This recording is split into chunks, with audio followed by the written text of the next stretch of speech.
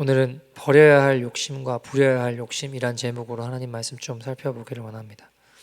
여러분 혹시 도살장에 끌려가는 그 돼지 트럭을 보신 적이 있으십니까? 이 친구들이 킁킁킁 대면서 돼지 트럭에서 도살장으로 끌려가고 있는데 이 친구들이 지금 어디로 가는지 알까요? 모를까요? 모르겠죠. 그 순간에도 똥 싸고 짝짓기하고 킁킁대며 뭘 먹고 싸우고 있습니다. 분명한 사실은 지금 어디로 가는 거예요? 죽으러 가는 겁니다. 알까요? 모를까요? 모른다라는 겁니다. 모르니까 뭐하고 있어요? 억을 쳐박고 먹고 있고 그때도 성욕 참지 못하고 짝짓기하고 서로 분노를 참지 못해서 물어뜯고 있더라는 겁니다. 죽으러 가는지 어디로 가는지 안다면 어떻게 될까요? 당장이라도 그 트럭에서 뛰어내리려고 하겠죠. 살려고. 여러분, 근데 모르니까 그러고 가더라는 겁니다. 근데 여러분, 이 100kg도 넘는 이 뚱뚱하고 무게 나가는 이 돼지를 어떻게 트럭 위에 올릴까요? 여러분, 그 트럭 위에 도살장으로 끌려가는 트럭 위에 어떻게 올릴까요? 간단합니다. 그 앞에 돼지 앞에 미끼 먹이를 이렇게 두면 돼요. 먹이를 이렇게 두고 그 앞에 또 두고 그 앞에 또 두면 먹이를 뿌려 놓으면 그거 꾸역꾸역 먹다가 어디까지 가는 거예요? 트럭까지 올라가는 겁니다. 트럭에 올라가면 먹을 것이 이만큼 있거든요. 아주 좋아하죠. 미끼를 물고 끌려갈 땐 몰라요. 여러분, 미혹이 마치 이와 같습니다. 미혹. 이게 죽으러 가는지 알지 못하게 모르게 사단이 던져주는 먹이를 계속 먹으면서 사망의 트럭에 올라타게 만든다는 겁니다. 여러분, 지옥으로 가는 길은요 굉장히 거창하고 막 가파르고 그러지 않아요. 이게 지금 내 마음이 죽어가는지조차 알지 못하게 아주 밋밋하게 내리막길인지조차 알지 못하게 할 만큼 밋밋한 내리막길이에요. 그렇게 서서히 죽어가게 만든다는 겁니다. 여러분, 성경은요 이단과 거짓 선지자를 구별합니다. 이단은 쉬워요, 그죠? 신천지 이만희, 통일교, 문선명, 하나님의 교회, 안상홍 이렇게 자기를 예수라고 하는, 그러니까 이단은요 생각보다 일반인들도 구별하기 쉬워요. 누구나 알 수 있을 만한 그게 이단입니다. 그에 비해 거짓 선지자는요 구별하기 쉽지 않아요. 여러분, 왜 거짓 선지자는 구별을 못할까요? 만일 이들이 그것이 미혹인데 진리인 줄 알고 쫓아가는 거예요. 왜 진리인 줄 아나요? 우리가 말하는 소위 정통이라고 하는, 우리에게도 문제없다라고 하는 그 울타리 안에서 거짓 선지자가 나올 수 있기 때문입니다.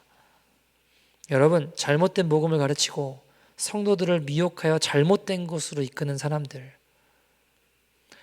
목사라고 하면서도 그럴 수 있고 신학 박사라고 하는 사람들이 자기도 모르게 거짓 선지자 노릇 할 수 있을까요? 없을까요?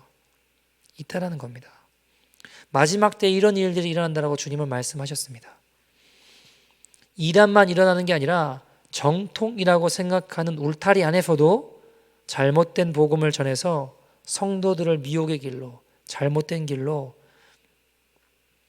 인도하는 일들이 일어날 거라고 주님은 말씀하셨습니다.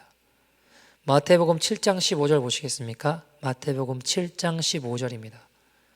같이 한번 읽어볼까요? 시작. 거짓 선지자들을 삼가라.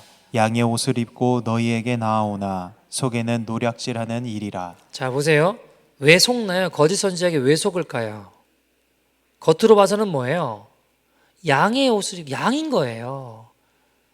겉으로 봐도 일이면, 늑대면 이거 날 죽이려는 놈이구나 알면 여러분 미혹되지 않고 속지 않아요. 근데 거짓 선지자는 어떤데요? 양의 옷을 입고 있대요. 양처럼 보인대요. 그래서 미혹당한대요. 그래서 죽는 길로 간대요. 미혹인지조차 알지 못하게 걸어간다는 겁니다. 마태복음 24장 11절 같이 한번 읽어볼까요? 마태복음 24장 마지막 때에 대해서 주님 말씀하신 장이죠. 마태복음 24장 11절 같이 한번 읽어볼까요? 시작. 거짓 선지자가 많이 일어나 많은 사람을 미혹하겠으며. 자 보세요. 여러분 거짓 선지자가 조금 일어나나요? 많이 일어나나요? 많이 일어나요. 그래서 몇몇 안 되는 사람들을 미혹한다고 하나요? 많은 사람을 미혹한다고 하나요? 많은 사람을 미혹한다라고 성경은 이야기합니다. 이 문제가 뭘까요? 기존 교회에서 일어나는 거예요. 거짓 선지자인지 모르고 끌려간다는 겁니다. 많은 사람들이 미혹되게 된다는 것입니다. 디모데전서 4장 1절 디모데전서 4장 1절 보시겠습니까? 같이 읽어보죠. 시작. 그러나 성령이 밝히 말씀하시기를 후일에 어떤 사람들이 믿음에서 떠나 미혹하는 영과 귀신의 가르침을 따르리라 하셨으니. 자 보세요. 성령님께서 밝히 말씀하신대요. 밝히 말씀하시는데 뭐라고 해요? 후일에. 후일은 언제예요? 마지막 때. 우리가 지금 살고 있는 이 시대입니다. 후일에 어떤 사람들이 어떻게 하는데요? 믿음에서 떠났다. 그러면 여러분 믿음에서 떠났다는 말은 원래 믿음이 있던 사람이라는 거예요? 없던 사람이라는 거예요? 있던 사람이라는 겁니다. 믿음이 있던 사람들이 믿음에서 떠나서 어떻게 된대요? 미혹하는 영과 귀신의 가르침을 따른대요. 믿음의 도에서 파선하여 미혹하는 영과 귀신의 가르침을 따라가는 일들이 발생한다라고 성경은 이야기하고 있습니다. 문제는 뭐예요? 트럭에 올라타서 이 도발장에 끌려가고 있는 돼지들처럼 이게 죽으러 가는 길인지 사는 길인지를 모른 채 끌려간다는 겁니다. 그래서 미혹이라고 하는 겁니다. 쉽게 말해 이 마지막 때는 미혹의 때가 될 것이라고 성경은 이야기하고 있습니다. 우리가 살고 있는 이 시대는요, 여러분, 그동안 없었던 하늘의 온갖 신령하고 크고 비밀한 하나님의 그런 은혜와 능력과 하나님의 비밀스러운 이 비밀들이 총체적으로 풀어지고 있는 은혜의 때입니다. 여러분, 우리가 살고 있는 이 시대는요, 전 세계 모든 언어로 하나님의 말씀 성경이 번역되어지고 그것을 맞이하는 때를 살아가고 있는 때입니다. 역사상 단 한 번도 없을 때였어요. 우리가 알고 있는 사용하는 방언이라고 하는 것도 초대교회에 있다가 없었다가 언제 다시 이게 생겼을까요? 기록상에 의하면 1905년도 미국 아주사에서 이 우리가 지금 하고 있는 방언이라고 하는 하늘의 비밀이라고 하는 이런 것들이 풀어지고 다시 열리기 시작했습니다. 여러분, 지금 우리가 살아가고 있는 시대가 마지막 때라고 하는 건 마귀도 알까요, 모를까요? 그럼 질문이 어렵나요? 이 시대가 마지막 때다라는 걸 마귀도 알까요, 모를까요? 알죠. 너무 잘 알고 있기 때문에 사활을 걸고 미혹의 길로 광명한 천사로 변장해서 양의 옷을 입고 우리에게 나타납니다. 미혹이 어려운 이유가 뭘까요? 이단은 쉽다니까요. 신천지 이만희 누가 보더라도 이단이구나, 잘못됐구나 알잖아요. 내가 예수라고 하는데 누가 보면 모르겠습니까? 미혹이라는 것도 마귀가 막 뿔 달고 나타나고 도깨비 방망이 들고 나타나면 쉬워요, 구별하기. 근데 그렇지 않다라는 것입니다. 문제는 여러분, 문제는 미혹이라고 하는 건 거짓 선지자처럼 예수님 이름 가지고 우리에게 다가올 수 있다는 겁니다. 미혹이 돼지떼처럼 맛있는 먹이고 나고 먹다 보니까 도살장에 끌려가는 것처럼 미끼를 물고 끌려갈 때는 몰라요. 나중에 도살장 앞에 딱 정신을 차리고 보면 이미 때는 늦은 거라는 겁니다. 자, 이 미혹이라고 하는 건 문제가 뭐냐? 내가 원했던 그것, 내가 욕심을 가지고 싶고, 내가 지금 내게 필요한 것, 지금 내가 듣고 싶고 알고 싶고 하고 싶은 걸로 욕심에 이끌려 다가오기 때문에 무서운 거예요. 여러분, 미혹이라고 하는 건 때로는 축복의 모양으로 이렇게 다가와요. 우리의 마음을 잘 제어하지 않으면요, 여러분, 음란한 마음을 잘 제어하지 않으면 정말 유혹이 딱 일어날 만한 그때에 음란한 것을 내 앞에 딱 갖다 놓습니다. 여러분, 돈을 사랑하는 마음을 제어하지 않으면요, 마귀가 내가 정말 그것이 필요한 그때에 쉽게 떨쳐낼 수 없는 유혹으로 내 앞에 반드시 갖다 놓습니다. 주님을 따라가기보다 안정된 길을 따라가려고 한다면 마귀는 반드시 어떻게든 우리의 삶에 내 옆에 주저앉을 자리를 마련해 놓는다는 것이죠. 여러분, 사람이 인정받으려는 마음을 제어하지 않으면요, 마귀는 반드시 하나님 따라가려는 고단한 길보다 내 욕심이 이끄는 인정받고 쉽게 가는 길 타협하며 하나님의 축복이라고 우리에게 말하며 우리에게 다가온다는 것입니다. 쉽게 말해 미혹이라고 하는 건 여러분, 누가 보더라도 악하고 무섭고 더럽고 쳐다보기 싫은 그런 형태로 우리에게 다가오지 않는다라는 거예요. 내가 원했던 그것, 지금 나에게 필요한 그것으로 우리에게 다가와요. 그래서 무서운 겁니다. 그래서 오늘 본문은 뭐라고 얘기하죠? 사람이 자기 욕심에 이끌려 미혹된다라고 14절에 이야기하고 있습니다. 뭐에 이끌려 미혹된다고요? 욕심에 이끌려. 여러분, 교회 안에도 욕심에 이끌려 인본주의에 물든 설교들이 판을 칩니다. 여러분, 하나님은 우리의 목적이 되시는 분이십니다. 절대로 우리의 수단으로 여길 만한 분이 아니에요. 그분이 우리의 목적입니다. 근데 문제는 뭐예요? 그분을 우리의 수단으로 전락시켜 버리는 거예요. 나의 행복을 위해 그저 필요한 분, 내가 원하는 거 들어주는 알라딘 램프의 지니로 하나님을 전락시켜 버리는 겁니다. 교회 안에서도 나의 욕망 채우려고 하나님이 나의 목적이 아닌 수단으로 전락되는 일들이 허다하게 일어나고 있습니다. 결국은 그래서 원하는 게 뭘까요? 내 영광과 부귀, 다른 사람들에게 형통과 부귀의 길을, 편안한 길을 가도록 해서 섬김보다 누림을 좋게 만들고, 다른 사람들보다 나누는 것보다 내 것을 취하게 만들어서 내가 커지고 성공하는 것이 바로 하나님의 은혜고 축복이다라고 물들게 하는 게 인본주의입니다. 하나님 앞에 정결한 삶을 추구하기보다, 쫓기보다 그저 쾌락과 정욕을 추구하면서도 그것이 축복이고 은혜라고 말한다면 그게 미혹이라는 거예요. 그게 욕심에 이끌린 삶이라는 겁니다. 여러분, 하나님이 우리를 지으신 목적은요, 행복이 아니라 거룩입니다. 여러분, 좁은 길이 왜 힘들까요? 좁은 길. 다른 게 아니라 대가를 요구하기 때문에 힘든 거예요. 대가를 지불하지 않는 길은요, 넓은 길이겠죠. 대가를 지불하기 때문에 좁은 길입니다.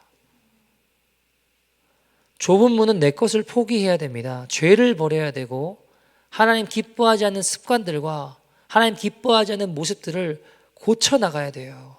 나를 날마다 십자가 죽음으로 넘기는 대가를 필요하기 때문에 힘들 수 있어요. 넓은 길은요, 그런 거 요구하지 않아요. 포기 요구하지 않습니다. 여러분, 우리가 우상 숭배했다 그러면 굉장히 멀리 있는 거로 생각합니다. 그냥 뭔가 돌에다가 막 비는 거, 이렇게 굉장히 멀리 있고 우리랑 별로 관계없고 상관없는 일이라고 생각해요. 그렇지 않습니다, 여러분. 굉장히 우리 삶에 밀접하게 가까이 있어요. 한번 생각해 봅시다. 여러분, 우상 숭배, 우상은요, 내게 변화를 요구하지 않아요. 그죠? 너 죄를 버려야 돼. 네 악한 마음을 회개해야 돼. 우상 숭배는 여러분 이런 거 요구하지 않아요. 그냥 복채 많이 주고 잘 빌기만 하면 내가 원하는 거 얻어내기만 하면 된다고요. 그게 우상 숭배입니다.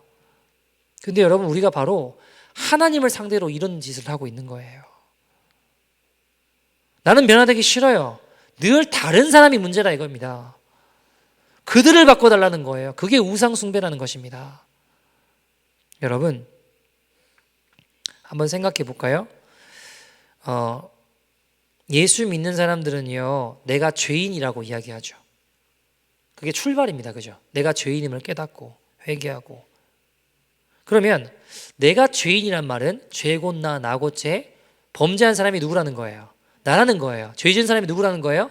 내가 죄 지었다라는 거예요. 자, 그러면 내가 죄를 지었으면 나는 가해자인가요? 피해자인가요? 질문이 어렵나요? 내가 죄를 지었잖아요. 그죠? 그러면 내가 죄를 지었으면 내가 피해자예요, 가해자예요? 가해자잖아요. 근데 이상하게 교회 안에서 상처받은 사람 손 들면 다 손 들어요. 상처 준 사람 손 들라고 하면 아무도 손 안 들어요. 무슨 말인지 아세요? 여러분, 다 피해자라고 생각합니다. 그러면 내가 죄인이라는 거예요? 아니라는 거예요? 아니라는 거예요, 여러분. 말은 죄인이라고 하는데 내가 피해자라고 생각하고 있다면 내가 하는 말이 가짜라는 겁니다. 여러분, 죽을 죄인을 구원해 주시고 용서해 주시고 살려 주셨어요. 사랑해 주셨어요. 내가 죽일 죄인인지를 알면 내 죄가 보입니다. 근데 내가 죄인인지 모르면 다른 사람들만 보이는 거예요. 다른 것들만 보이는 겁니다. 여러분 기억하십시오. 내 안이, 내 속이 밝으면 내 허물이 먼저 보이고, 내 안이 어두우면, 내 속이 어두우면 남의 잘못이 먼저 보이는 법입니다. 여러분, 내가 피해자라고 생각한다면 내가 죄인입니다라는 말은 말뿐인 거짓이라는 것입니다. 여러분, 이게 우리를 지금 욕심에 이끌려 멸망으로 가는데도 미혹이라 깨닫지 못하고 계속 그 길로 가는 거예요. 안타까운 건 뭐냐? 교회 안에서도 심지어 이렇게 사는 일들이 많다라는 겁니다. 자, 그럼 질문, 목사님, 그럼 하나님은 우리가 행복하길 원하지 않으시냐? 우리가 불행하길 원하시냐? 아니요, 여러분, 물론 하나님도 우리가 행복하길 원하세요. 그래서 하나님 말씀을 주신 게 우리의 행복을 위해 주셨다라고 이야기해요. 성경은. 신명기 10장 13절 보시겠습니까? 신명기 10장 13절 같이 한번 읽어볼까요? 신명기 10장 13절입니다. 시작. 내가 오늘 내 행복을 위하여 내게 명하는 여호와의 명령과 규례를 지킬 것이 아니냐. 아멘. 우리 행복을 위해서 하나님 말씀을 지키라라고 이야기하세요. 여러분, 근데 여러분 기억해야 될 것은 뭐냐? 그러나 인간의 행복은요, 하나님 말씀에 순종함으로 주시는 부산물이지 주산물은 아닙니다. 결혼도 마찬가지라고 생각해요. 결혼의 목적이 행복이 아니라 거룩입니다. 여러분, 한평생 다르게 살아온 사람이 만났는데 어찌 모든 것이 다 잘 맞겠나요?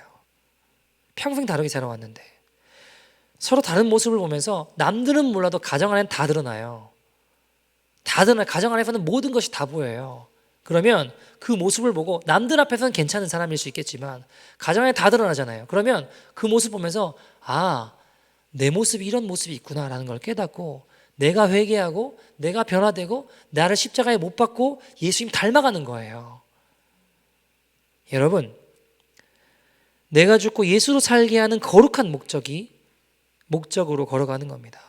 거룩한 길을 걸어가다 보면요, 그게 목적이 되면 때로는 중간에 소소한 행복들이 있을 수 있어요. 그게 주어집니다. 근데 여러분, 목적이 행복이 되잖아요? 불행해지더라고요.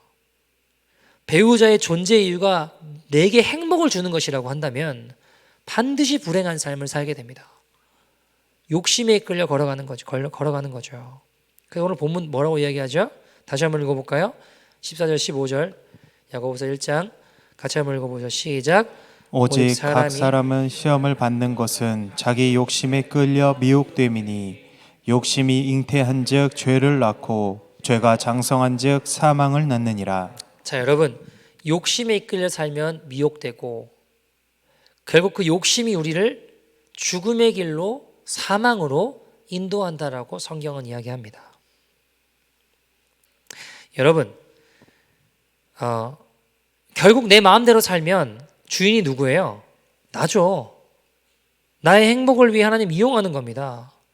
주님이 우리의 목적이 되시는지 그저 수단으로 전락해 있는지를 우리 스스로에게 잘 물어봐야 됩니다. 여러분, 우리에게 허락하신 자녀들도 내 것이 아니죠. 누구 거예요? 주님 겁니다. 내게 잠시 맡겨주신 거예요.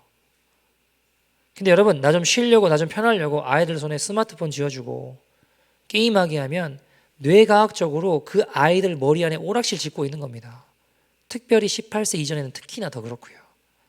내가 좀 힘들어도 같이 책 읽으면요, 그 아이들 머리 위에 안에 도서관 지어주는 거예요. 여러분, 어떤 성도님 그런 말씀 하시더라고요. 아이들 생일이래요.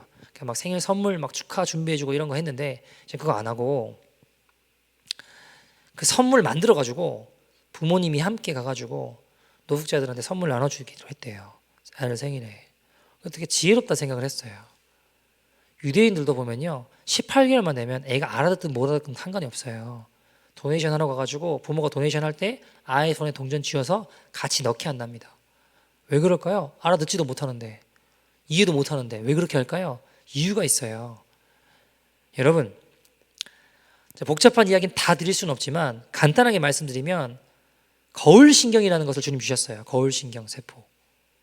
이게 뭐냐면 1996년 이탈리아 리촐라티 연구팀이 발견한 건데, 거울신경이라고 하는 건 타인의 행동을 보기만 해도 내가 그 행동을 하는 것처럼 작동하는 신경세포예요. 그러니까 쉽게 예를 들면 내가 바나나를 먹고 있을 때 뇌 사진을 찍은 것과 다른 사람이 바나나를 먹고 있는 모습을 내가 보고 있는 때 뇌 사진을 찍은 게 똑같다라는 거예요.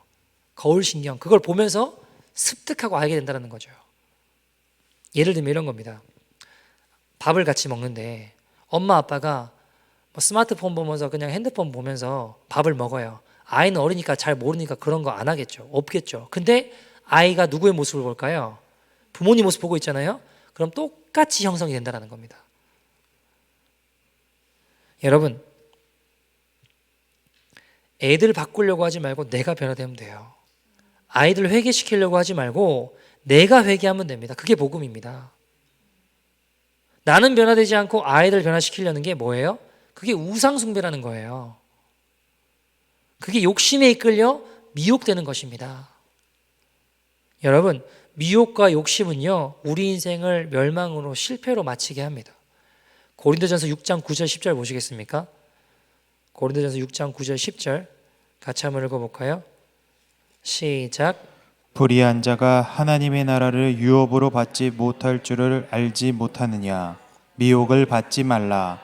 음행하는 자나 우상 숭배하는 자나 간음하는 자나 탐색하는 자나 남색하는 자나 도적이나 탐욕을 부리는 자나 술 취하는 자나 모욕하는 자나 속여 빼앗는 자들은 하나님의 나라를 유업으로 받지 못하리라. 자, 하나님의 나라를 유업으로 받지 못한다, 천국 못 간다는 자들에 대한 특징을 이야기하는데, 미혹되지 말라라고 성경이 이야기했고 탐욕을 부리지 말라라고 이야기했습니다. 그러니까 여러분, 탐욕, 욕심, 미혹, 이 모든 것들은 결국 우리를 하나님께 인도하는 게 아니라 멸망으로, 사망으로 인도한다는 거죠. 여러분, 세상의 모든 불행의 원인이 저는 욕심이지 않을까라는 생각들을 해봐요. 이상하죠? 한 사람이 욕심 부렸는데 나라 전체가, 모든 사람이 피해를 보는 경우가 있나요, 없나요? 있죠. 북한 보면 알잖아요. 북한 김씨 일가가 딱 욕심 부리니까 어떻게 돼요? 온 국민이 고통받잖아요. 온 국민이. 여러분, 오늘 본문에도 15절에 분명히 뭐라고 하죠? 욕심이 잉태한 즉 죄를 낳고 죄가 장성한 즉 사망을 낳는다라고 이야기해요. 아이고 뭐 욕심 이 정도는 근데 그게 잘하면 어떻게 된다는 거예요? 죄가 되고 그게 장성하면 결국 멸망으로, 죽음으로 간다는 겁니다.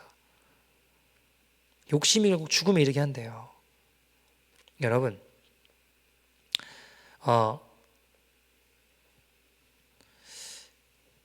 욕심이 발생한 거 가만히 보면 에덴 동산에 아담과 하와가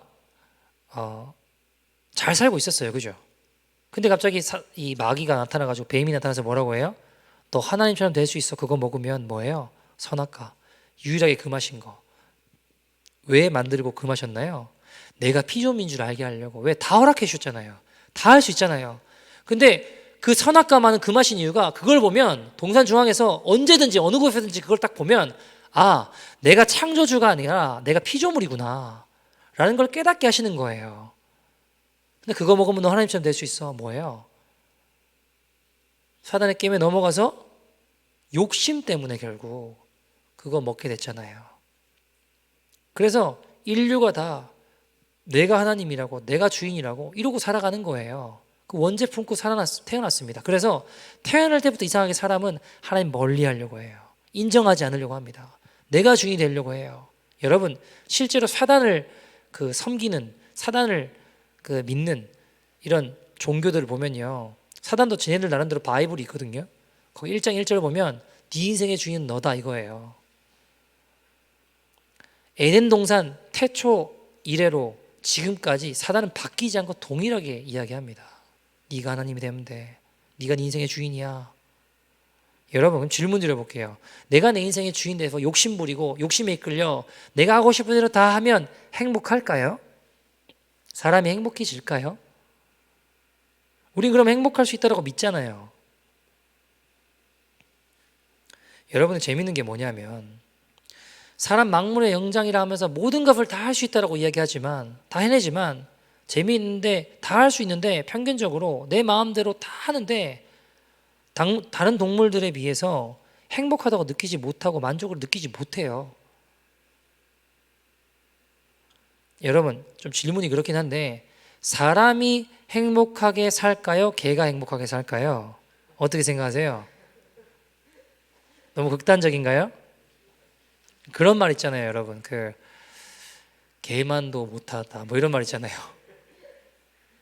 근데 여러분, 개만큼 사는 사람도 많지 않습니다, 여러분. 여러분, 이야기 들어보세요.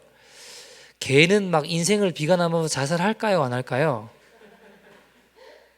개가 막 내 인생은 왜 이럴까? 그럼 자살하나요? 그런 게 없어요, 여러분. 여러분, 개가 내 팔자가 왜 이러냐고 막 팔자 타령하나요? 내 인생은 왜 이러나 막 그러고 팔자가 왜 이러나. 개는 그러지 않아요, 여러분. 여러분, 사람은요 엄청난 능력과 힘을 가지고 그걸 과시하면서 세상에서 우리가 하찮게 여기는 미물보다 행복하게 살아가는 인생 많지 않습니다, 여러분. 여러분, 전 세계가 예를 들어 북한 미사일 막 팩 만들고 하잖아요. 그거 실패하면 1조 돈 돼요, 1조. 그 돈이면 북한 주민들 다 굶지 않게 만들 수 있어요, 그죠? 근데 그러면 그래, 우리가 잘못 생각했다. 핵 뭐 미사일 이런 거 만드는 게 아니라 주민들을 살려야겠다.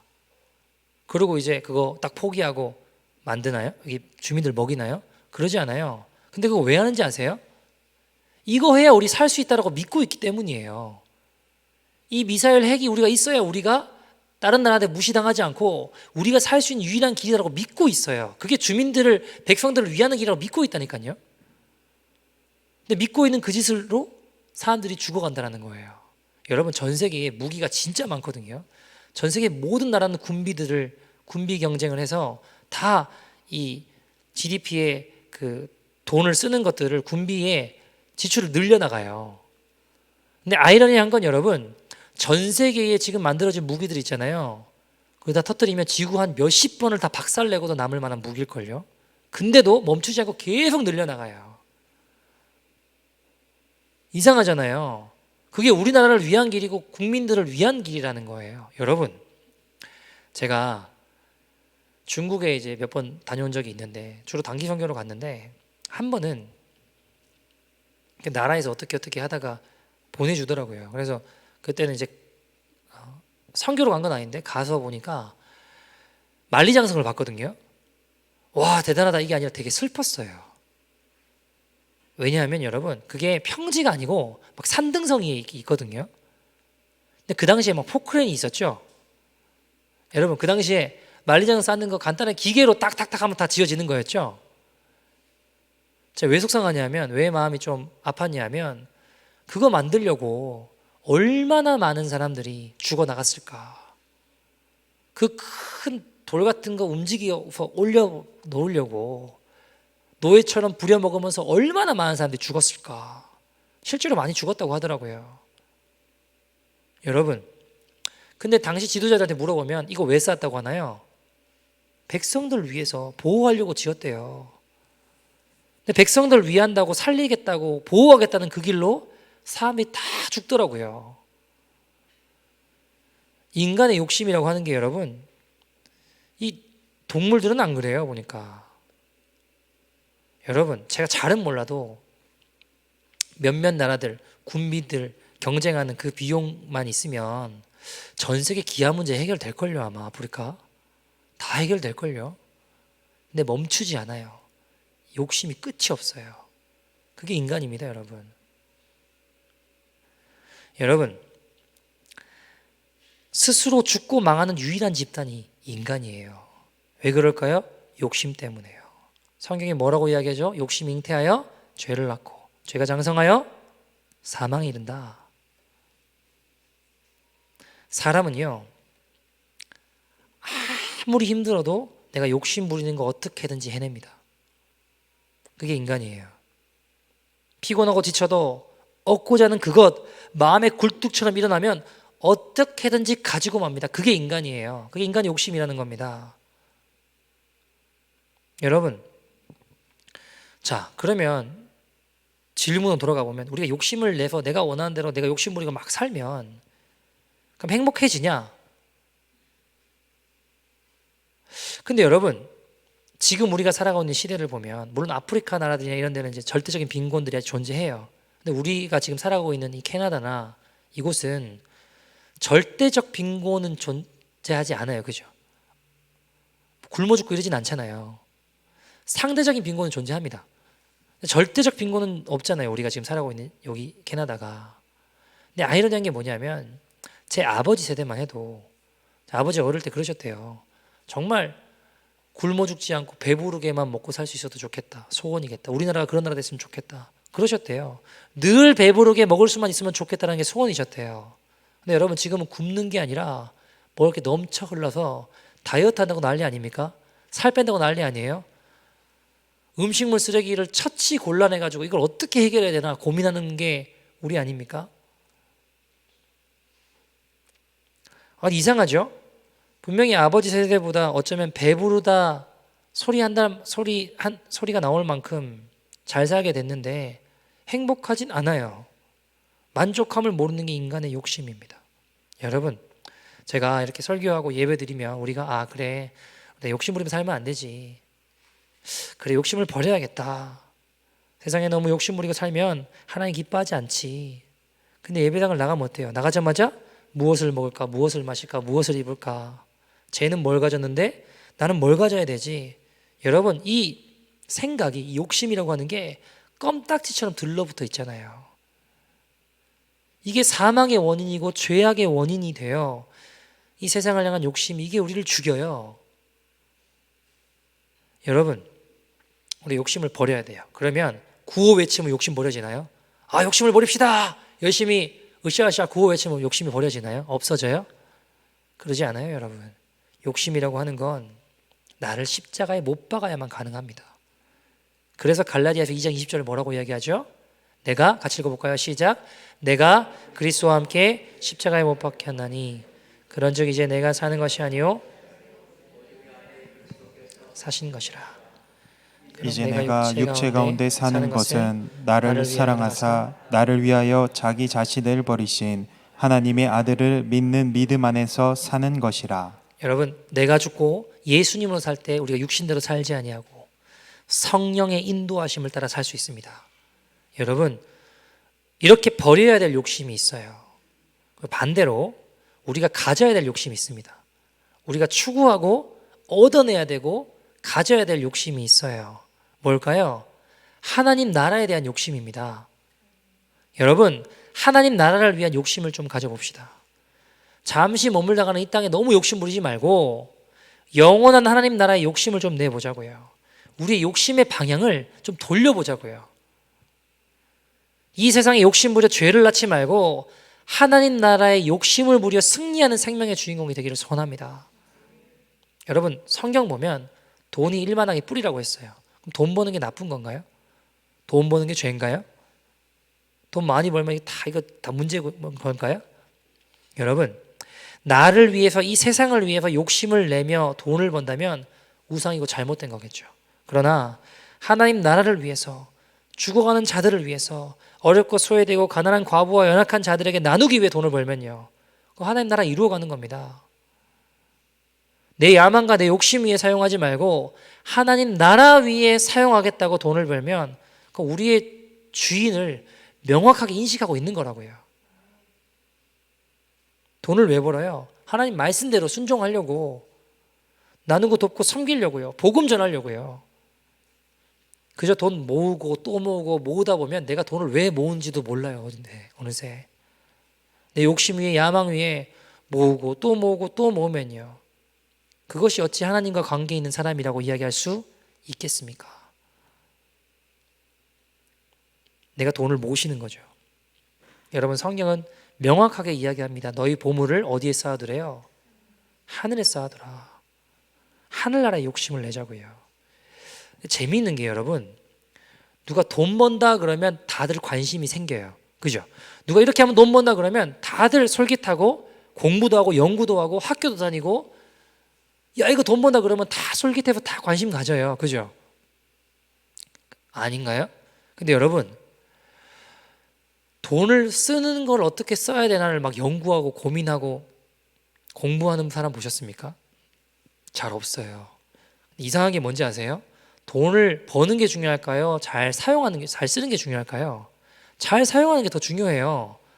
근데 돈 버는 데는 열심히 연구하는데, 공부하는데 돈을 어떻게 써야 되는지에 대해서는 연구하거나 공부하는 사람들이 없어요. 그 이상하지 않습니까? 분명히 돈을 어떻게 사용하는지가 더 중요하대요. 여러분, 버는 것에만 관심을 가지다 보면 이 땅에 모으는 것에만 욕심을 내게 되고 하나님 나라의 욕심을 내지 않게 됩니다. 제가 이렇게 설교하면 어떤 분이 이렇게 이야기해요. 목사님, 저는 지금 뭘 나누고 누구를 도울 처지나 형편이 못 됩니다. 제 상황을 보세요, 목사님. 이야기하는 분이 계실 수 있죠. 근데 여러분, 성경은 중요한 게 마음이라고 이야기해요. 큰 돈이 있어야 하나님의 나라를 이루어갈 수 있다고 이야기하지 않아요. 높은 위치에 있어야, 높은 명예가 있어야지만 하나님 나라를 이루어갈 수 있다고 이야기하지 않아요. 그 복음이 아니에요. 왜요? 큰 돈을 가지고 내가 많은 것을 소유해야지만 하나님 나라를 이룰 수 있다면 세상에 하나님 나라를 이룰 수 있는 사람 많지 않아요. 그죠? 모든 사람에게 적용이 되지 않으면 복음이 아니라는 겁니다. 내가 높은 지위에 있어야지만 하나님 나라를 이룰 수 있다면 복음이 아니라고요. 왜요? 그런 사람들만 하나님 나라를 이룰 수 있으면 여러분, 하나님 나라 이룰 수 있는 사람이 많지 않다니까요. 거짓입니다. 하나님 중요하게 보시는 건 마음이라고 하셨어요. 여러분, 성경에 그런 내용이 있잖아요. 큰 부자가 와가지고 막 딸랑딸랑 하면서 엄청나게 헌금을 많이 했어요. 예를 들어서 막 1만 불 정도 헌금했다고 칩시다. 그리고 가난한 과부가 와서 두 랩돈, 그러니까 한 2불 정도 그냥 헌금을 했다라고 칩시다. 예수님이 누구를 더 귀하게 보세요? 가난한 과부의 두 랩돈 2불 내는 거 더 귀하게 보신다고요. 여러분, 왜 그럴까요? 여러분, 10,000불도 큰 돈입니다. 그죠? 그러나 여러분, 큰 부자에게 10,000불이 있고 없고 때문에 자신의 생계가 흔들리진 않아요. 근데 가난한 과부에게는 그 2불이라는 게 자신의 생명과 직결할 수 있는 문제라고요. 그러니까 중요한 건 뭐라는 거예요? 주님은 마음이라는 거예요. 너희 마음을 내게 하나님 나라 위해서 드리면 하나님 나라가 이루어지고 기쁘게 받으신다라고 성경은 이야기하는 거예요. 여러분, 성경에 보면 예수님 뭐라고 하셨냐면 소자에게, 그러니까 연약한 자에게, 가난한 자에게, 어려운 자에게, 부족한 자에게 냉수 한 그릇 대접하는 것도 내가 결단코 그 상을 잊지 않으신다고 하셨어요. 냉수가 뭐예요? 누구나 물 한 잔 대접할 수 있잖아요. 주님 말씀하시고 싶은 게 뭔지 아세요? 마음이라는 겁니다. 크고 대단한 사람만 할 수 있는 게 아니라는 거예요. 우리 마음 드리면 돼요. 우리 마음을 나누면 됩니다. 여러분, 아이들 생일이기 때문에 선물 주고 더 가지고 더 누리는 게 아니라 하나님 사랑하는 마음으로 작은 선물 만들어서 나누게 하는 거, 전 지혜롭다고 생각합니다. 하나님 기뻐하시는 곳에 나의 마음을 심는 거예요. 하나의 나라의 욕심을 가지는 겁니다. 여러분, 한국에 션 정혜영이라는 부부가 있거든요. 션이라는 그 가수가 옛날에 이제 노래했던 가수가 있는데 이 분들이 그 정혜영 씨가 처음으로 첫 아이를 임신했을 때 컴패션이라는 단체를 통해서 새 아이를 후원하기로 결정을 해요. 그러니까 컴패션이라는 단체는 NGO 단체 많지만 그나마 좀 괜찮지 않을까 싶은데 저도 NGO 단체들을 그렇게 좋아하진 않아요. 이게 좀 알면 알수록 좀 속상하고 힘든 일이 많더라고요. 그 이야기를 드리고 싶은 건 아닌데 어쨌든 하여튼 아프리카에서 하는 것도 그렇고 좀 이제 실제로 필리핀에 쓰나미 왔을 때 거기 갔었거든요. 근데 이름 내놓으라만 수많은 단체들이 그 딱 스포트라이트 받는 그 지역에만 엄청나게 붙는데 문제는 자기네들도 이게 통제가 안 되니까 막 트럭들이 움직이지도 못하고 아무튼 엉망진창이었습니다. 제가 보니까. 너무 속상한 건 그 조금 옆 동네만 나가면요, 쓰나미 때문에 여전히 힘들고 죽어가고 괴로워하는 사람도 있거든요. 근데 거기는 안 가요. 웃기죠, 되게. 어쨌든 컴패션이라는 단체는 그래도 아이들을 지원하고 돕고 또 교회를 통해서 신앙교육과 함께 다 이렇게 이루거든요. 그래서 좀 그나마 좀 낫지 않을까 하는 생각들을 좀 해보는데, 어쨌든 컴패션 홍보로 나온 건 아니니까 어쨌든 새 아이를 후원을 하다가 새 아이를 더 늘려요. 6아이가 됐는데 비전 트립으로 그 아이들을 만나러 가는 시점이었습니다.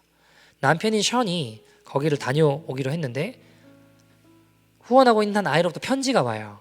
편지 제목이래요. I love you, mommy. 근데 그 편지를 맘이라고 하니까 션이 아내 정영 씨에게 그 편지를 보여줘요. 정영 씨가 그 편지를 딱 받고 생각에 잠기기 시작합니다. 왜냐하면 엄마라고 나를 불렀는데 내가 과연 엄마라는 소리를 들을 만큼 이 아이들을 사랑했나라는 질문 앞에 서는데 아니라는 결론이 쓰더래요. 그건 아니지 않나. 한참을 생각하다가 남편 못 가게 하고 이제 남편 대신에 본인이 가기로 했답니다. 엄마라고 부른 아이들 만나러.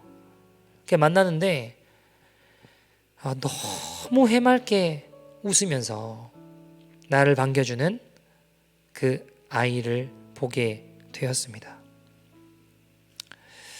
클라리제라는 아이였는데요, 까만 눈동자에 웃는 얼굴이 너무 예쁜 아이였습니다. 함께 손을 잡고 걷고 서로를 마주보고 웃었습니다. 비전트리 무사히 끝났어요. 근데 특별하게 대단한 일들이 있었던 것 같지는 않았어요. 근데 며칠 후에 이 서정희 목사님, 한국 컴패션 대표하고 있는 서정희 목사님에게 정영 씨가 이메일로 편지가 와요. 내용은 이랬습니다. 필리핀에 다녀와서 오빠랑, 그러니까 션 씨랑 많은 대화를 나누었습니다. 한 가정의 아내이고 엄마라면 누구나 내 집 마련의 꿈을 꾸죠. 근데 목사님, 저희는 천국의 집을 짓겠습니다. 무슨 말인가요? 여러분, 누구나 내 집 마련을 위한 통장에 차곡차곡 쌓이는 금액을 보고 기쁘고 설레지 않을 부분은 없을 겁니다. 근데 이 부분은 집을 마련하기 위해 그동안 모아두었던 돈과 앞으로 들어갈 돈과 그 모든 것을 모아서 클라리제 같은 아이들 100명을 후원하기로 결정을 해요. 그 아이들의 꿈을 우리가 후원하겠습니다.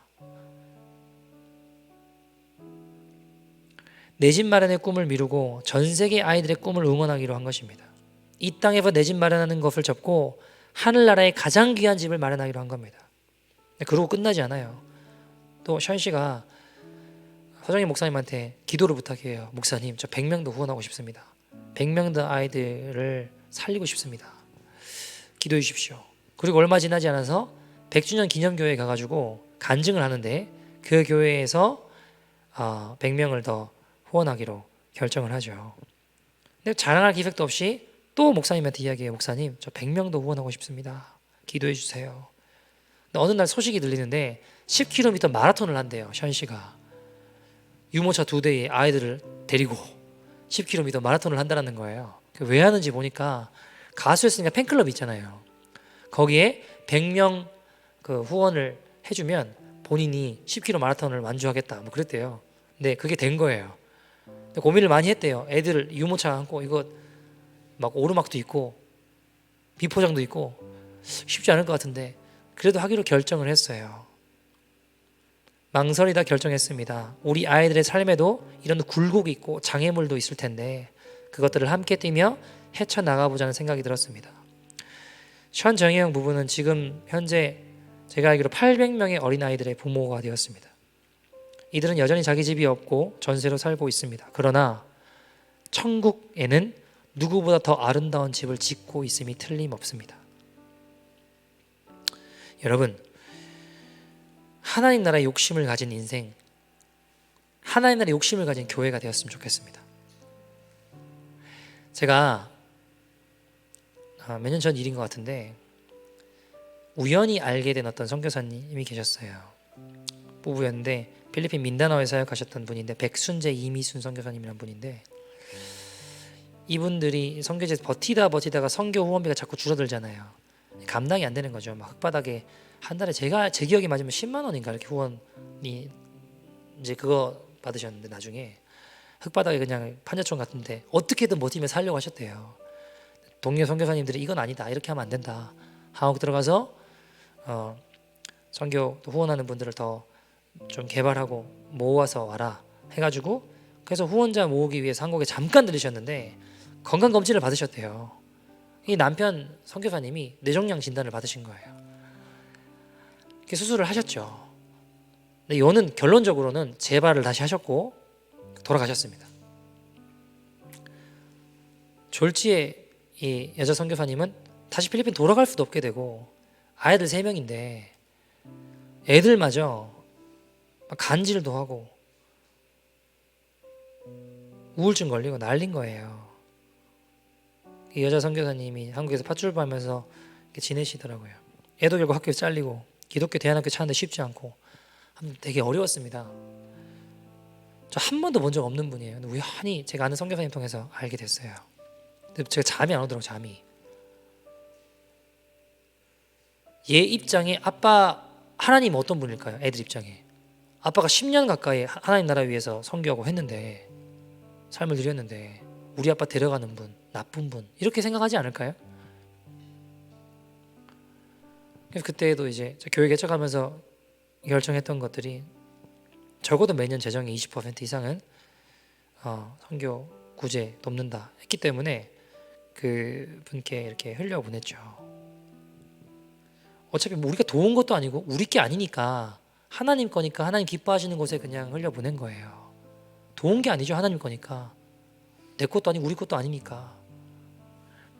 근데 여러분, 제가 그 아이한테 하나님 정말 살아계시다는 거를 조금 보여주고 싶었어요. 하나님 우리를 돌보신다. 아버지는 정말 위대한 인생을 사시다가 주님 품에 가셨다. 우리 다시 만날 날이 온다. 그거 알려주고 싶었어요. 여러분, 교회도 하나님 나라의 욕심을 부리는 교회 되기를 소원합니다. 한 얘기들 말씀을 좀 마치죠. 저희가 지난주에 나온 그 부활절에 나온 모든 헌금을 아프리카 케냐의 투르카나라는 지역에 헌금하기로 했잖아요. 거기에 사역하시는 선교사님이 강성영 선교사님이라는 분이십니다.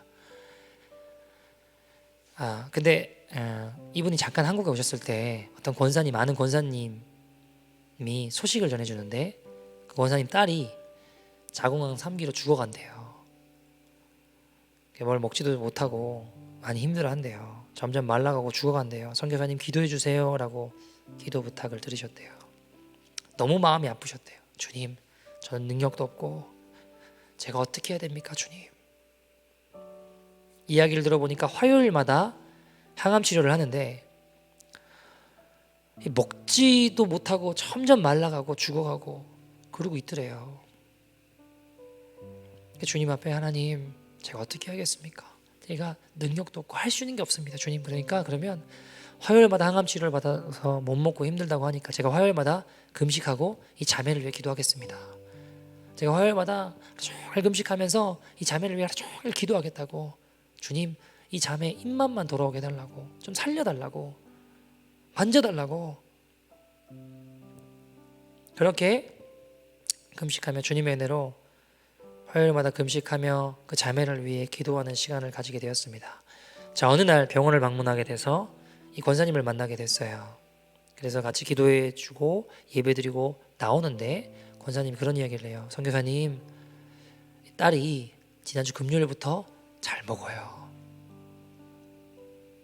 잘 먹어요. 밥맛이 돌아왔어요. 너무 감사하잖아요. 얼마나 감사한지. 하나님, 나 같은 사람의 기도도 들으시는구나. 근데 여러분, 그때 고민이 되기 시작했습니다. 마음에 갈등이 일어나기 시작했어요. 어떤 갈등이 일어날까요? 제가 담임 위해서 금식하며 기도하고 있습니다. 말할까 말까, 할까 말까, 갈등이 일어나요. 여러분, 그런 갈등이 될 때는 안 하면 돼요. 근데 고민을 갈등을 하다가 나올 때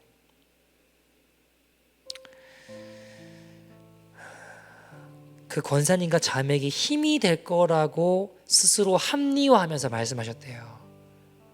권사님, 제가 잠을 위해서 화요일마다 금식하면서 기도하고 있습니다.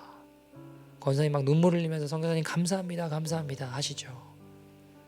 나는 밖에 나왔어요. 차를 타는데 주먹으로 손을 쥐고 머리를 그렇게 쥐어 박으셨대요. 내가 왜 그랬을까? 내가 미쳤지. 내가 왜 그랬을까? 내가 왜 하나님 영광을 가로챘을까? 하나님 일한다고 하면서도 어느 한켠에요 여러분, 하나의 나라 욕심 부린다고 하면서 어느 한켠에 내 자아 추구하고 내 욕심 부릴 수 있더라고요. 머리를 막 쥐어박으면서 내가 왜 그랬을까 말하지 말걸, 얼마나 후회가 되는지. 그걸 말하는 순간 귀한 마음으로 했던 금식이 더럽혀지고 내 자아를 추구했던 욕망 덩어리로 다 쏟아지는 느낌을 받은 거예요. 내가 왜 하나님 영광을 가로챘을까? 내가 왜 그랬을까? 왜 그랬을까? 말하지 말걸. 여러분, 우리가 하나님 나라 욕심 부린다, 하나님 기뻐하시는 일 하면서도요, 어느 한켠에 내 자아 추구하고 내 욕심 부릴 수 있습니다. 이거 걷어내자고요. 이거 걷어내고 주님 나라 위에서 주님만 온전히 영광 받으시는 그 욕심 부리며 나아가는, 그 하나님 나라 욕심 부리며 나아가는, 온전히 주님 나라를 위한 욕심 부리며 나아가는 저와 여러분 되기를 소원합니다. 같이 한번 기도할까요?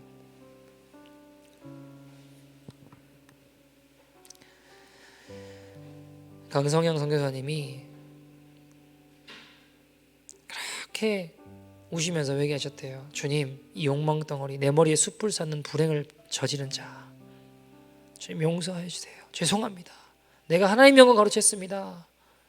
그렇게 회개하셨다고 합니다. 여러분, 우리가 이 땅의 욕심 버리고 하나님 나라의 영광을 욕심 부리는 자 되기 소원합니다. 근데 여러분, 우리가 하나님 영광을 구한다고 하면서도 어느 한켠에 내 욕심 구할 수 있어요. 우리 내면을 면밀하게 살펴보고 하늘에 아무것도 없는 그냥 머리에 숯불만 쌓고 있는 그런 자를 되는 것이 아니라 주님께만 온전히 그 영광 위에 올려드릴 수 있는 자를 되기를 소원합니다. 하나님, 이 시간 내 안에 이 세상 욕심내어 죽음에 이르는 인생이 아니라 하나님 나라 욕심내어 살아가는 거듭난 인생 되게 하여 주시옵소서. 하나님 나라 위한다고 하면서도 내 자아 추구했던 저 구석에 도사리고 있는 죄악을 성령님이 시간 불태워 주시옵소서. 주의 영광 가로채지 않게 하여 주시고 헛된 욕심 버리고 온전히 하나님 나라 영광 위에 나아가는 믿음의 인생 되게 하여 주시옵소서. 다같이 주의 이름 부르고 통성으로 기도하겠습니다. 주여.